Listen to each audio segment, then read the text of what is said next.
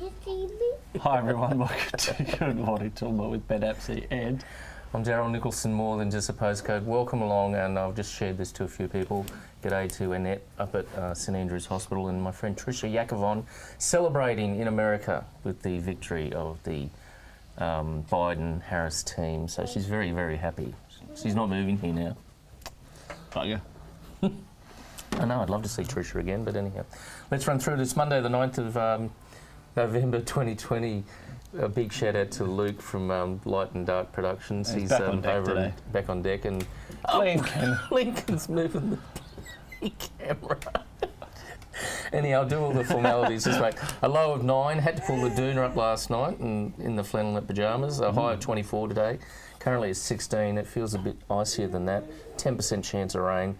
The dams haven't changed, mate. So no one's been updating the computer and just putting the figures of it going down, down, down. But no, anyhow, I really honestly have missed Luke last week, and I was away last week, and you didn't do a show Friday, so we've been a little bit all over the place, but a fair bit going on, mate. Judging for the chamber. Yeah, so that's for looking after him. Yeah, it's been a very busy couple of weeks for me, but it's done now. So okay, well, happy birthday, mate. Belated birthday wishes. Everyone missed your birthday. Luke did, I did. Yeah, no, you weren't. Everyone.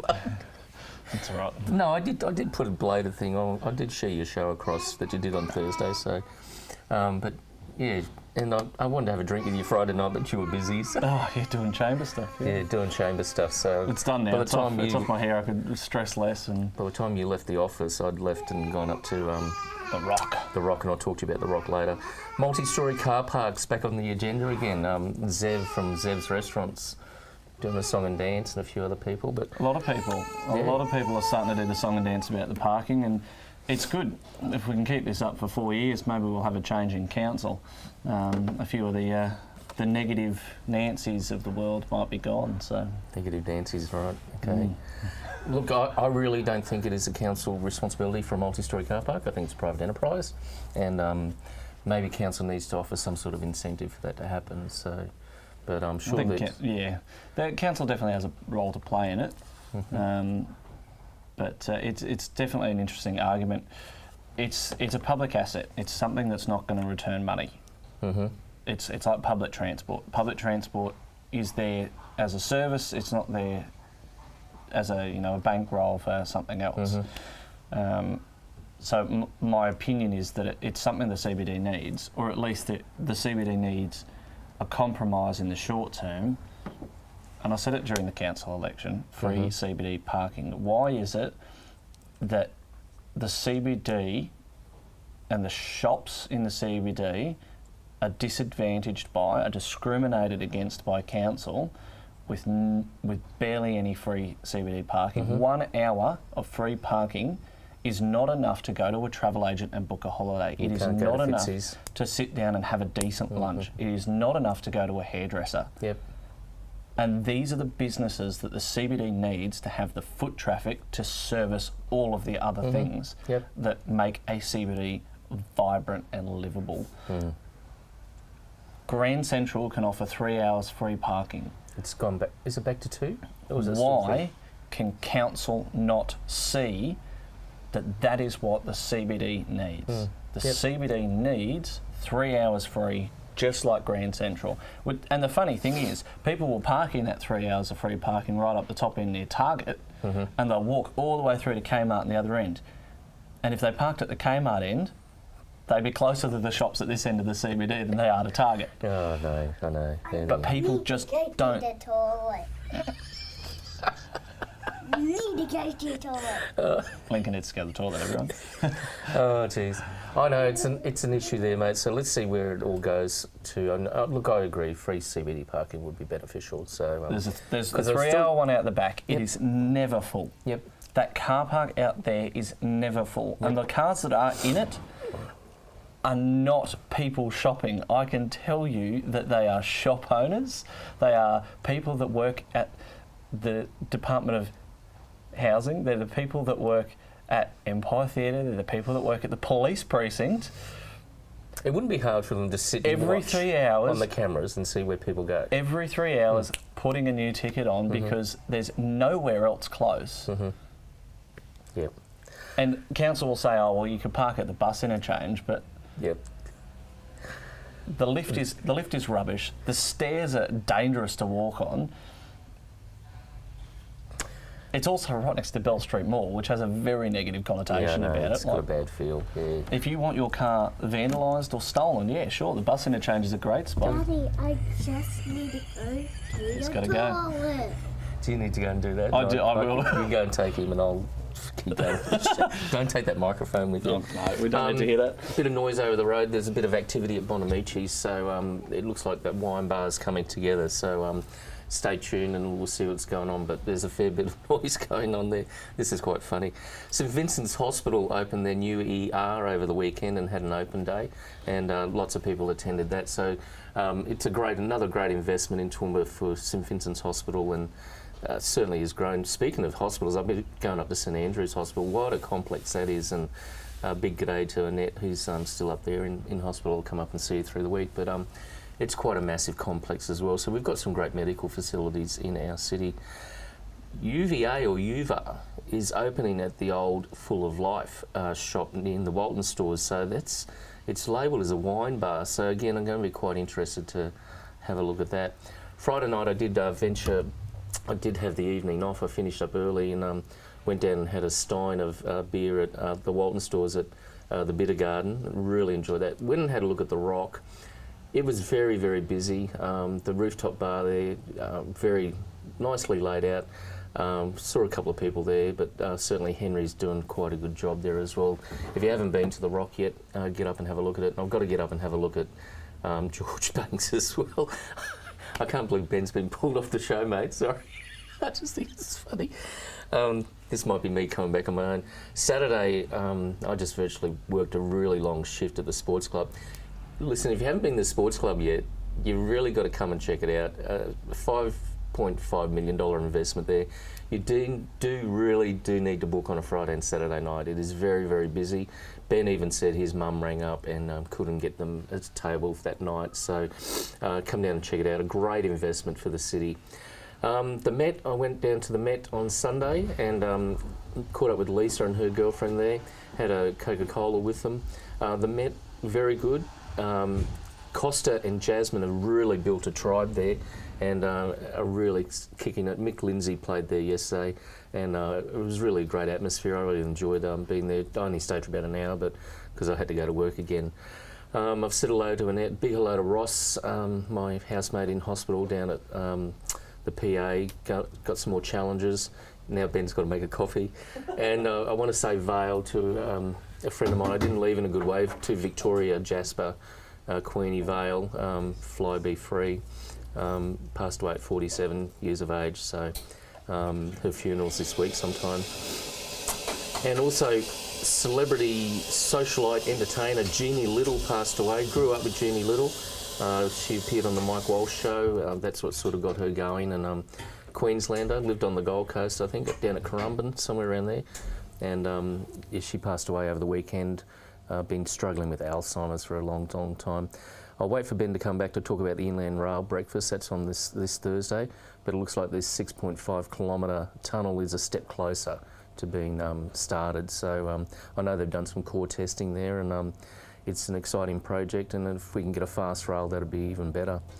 Garth Hamilton's campaigning very strongly for Groom, and I think it's a certainty that Garth will win that seat, considering it's a pretty safe Liberal seat. So, and I think Garth is the best selection that the Liberal Party came up with out of all the contenders there. So, looking forward to catching up with Garth and having a chat and finding out about the family man and about what he's working towards for Groom and his thoughts on this region. Scotty from marketing gave us a little bit of glimmer of hope with the vaccines through the weekend. So two separate projects going on for the vaccines. Here comes Ben back. And I don't think it was I'll call him Scotty from marketing, but it looks like we're getting ScoMo. I can't win today. It's a busy place here today. But look, vaccine getting closer and Biden's going to work on a vaccine as well. That's one of these election promises as well. And we'll come back and talk about that. Let's talk about the Inland Rail breakfast. Have you booked in for Thursday? I've got to go to Ipswich. I won't be able to I haven't, but I am definitely planning on going to that one. Grab your tickets. If you want to go to that, grab your tickets from the Chamber. Jump on their website. As long as it's just not another breakfast where they talk about the exact same stuff they've talked about for the last 10 years. So we want to hear some new information. Well, the 6.5 kilometre tunnel, that's we know exciting about that. news. It's getting closer, so that's really cool. Mate, Saturday. The tenders have been put out for it at least. So Okay. yeah, there's Saturday. 126 kilometres worth of track, 6.5k tunnel. Right. There's 2 other tunnels that have to be built and a number of bridges and viaducts as Okay. well. So quite a number, I think it's 26. Excellent. Mate, on Saturday, a power outage on a data centre that supplies Tab crashed. And the power went out and all their databases crashed. Punters were not able to get a bet on. Races were put back. It was even still a real mess yesterday. Not only did it affect the Tab, it affected Sportsbet, Ladbrokes, a few other betting agencies as well. Couldn't put a bet on a multi or a trifecta or anything like that because the maths involved in that. So I think they might have been reprogramming all the computers yesterday. Imagine that, having to work through the night. And as I said, it still wasn't running properly yesterday. So they reckon people betted around other things, like got on the pokies and did some other form of gambling. So I reckon it would have cost millions of dollars in revenue of turnover. So I watched the speech yesterday, Harris. Everyone's got to feel the pain of COVID, so it's their turn. That's right. I did watch Biden and Harris live yesterday, and I was talking to my friend Trisha in America. She had the Biden and Harris T-shirt on and big screen beside her. Mate, the media called it, and Trump's saying it's fake news, but when the media called it 4 years ago, It wasn't fake Trump, news. it wasn't fake news. He's for been Trump. congratulated. So Scott Morrison said congratulations Boris Johnson. to Biden and Harris and Boris on being did too. elected. It's it is very interesting that there is a legal challenge over it. I can see 300,000 votes don't just appear. Yeah, you were saying that earlier. Yeah, we're talking about I've stood in polling booths here where votes are counted, and it's very rare with 5 candidates for there to be 10 votes in a row for one person the same. Okay. Let alone 180,000. You know, it doesn't happen. So there'll be legal challenges, I guess. It could take a couple of weeks maybe to try and sort this out. Do you think there could be a chance Trump might win? It depends if there's any truth to vote tampering or not. And if there is, then I guess they have to go back to the polls, don't they? So And recount. And surely there'd have to be a way for you to work out what is a legitimate vote and what isn't.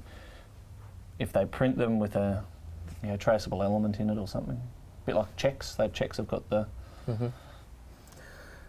I cannot believe such The a Americans mess. pioneered the checking system so that you could see what was a real check and what wasn't. So why can't they do that with polling? I don't know, but anyhow, let's see what comes off it. I certainly thought Harris spoke very well, and so did Biden, and talked about unity and. Yeah, you only have to look at their money, though. You know, the world's most powerful currency, and put it through the wash, and it's stuffed. Yeah. Okay. $100 note turns into confetti. All right. Okay. Right. And a busy morning here again. Hello. How are you? 9 o'clock. 9. Okay. It's like Grand Central here today. It's really cool. So, mate, I'm going to wrap up. It's good. Foot traffic. Yeah. Well, I did say over the road there's a bit of work going on at Bonamici, so the noise is quieting down here, and now it's noisy over the road. Yep. Margaret Street can't get a break. Yeah, wait until they start knocking buildings down. Oh, that'd be good. That was part of the CBD parking. So the Wynyus ran a 2-day store. In the first day, Eastwell from Collier's got on there and said, there's too many character overlays, too many heritage overlays, there's buildings that should be knocked down. Well, I don't think that's exactly the right approach. I do agree that there are a lot of buildings, a perfect example, next to the Chronicle Arcade, that it's a building that's it's outdated, it's beyond its use by date really. It could be knocked down. Yeah. But the ones with heritage overlays, they're heritage overlays for a reason. Yeah. Can you imagine if that had knocked the Empire Theatre down? Oh, it would have been outrage, mate, outrage. Okay, I'm going to wrap up with a saying: to win modestly, lose gracefully, and have a kind word for the opposing side. Oh, who's that aimed at?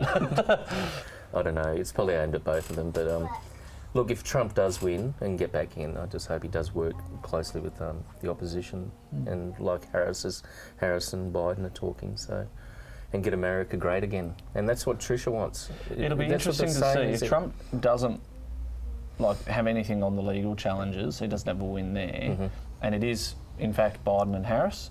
I think Trump will be a squeaky wheel for the next 4 years. We've and said he will come back and he will, as he said, if he runs again, he'll win. Then there's a theory that Harris might become president because Biden might pass. Well, and then yeah, the same could happen with Trump. Press conferences from nursing homes aren't exactly the best way of doing it, are they? It's really interesting. This guy's in his 80s, right? I know. In Australia, 79, once you hit 65 years of age, you cannot be a police officer anymore. That's it. That is the enforced retirement age. I know, in Queensland, yeah. It's crazy, isn't it? Mad. And some of those people are very capable. You can't go into politics where you can't be the Prime Minister and you can't vote until you're 18, but you can be President as long as you want. Well, no. If there's a restriction at this end, maybe there needs to be a restriction at the other end. True. I agree. If it's 18 years here, well, 18 years from the top down. And then you've got to wonder, can Trump survive? He said he's had coronavirus and he feels better than he's ever felt before, but can he survive another 4 years? If this virus is not going to go away. We've got to live with this for the next 100 years, coronavirus. It's not going to go away. We'll see. We'll see Like if the there's a Spanish vaccine. flu. We'll see if there's a vaccine or not. That's what we need. Okay, let's call it quits. Monday, I've got to get to work, and I've got to do a few things. But g'day to Ross, g'day to Annette, and everyone watching. Take care, hey, and have a great day. It's going to be a cool one, so take a jacket with you, I think. I don't know. That breeze is sneaky, so... Sneaky breeze, but 24 degrees. So. Yeah, I'm Daryl Nicholson, more than just a postcode. As always, thanks for joining us at Good Morning Toowoomba. Remember to like and share us on Facebook. Invite all your friends along. Subscribe on YouTube. I'm Ben Apsey.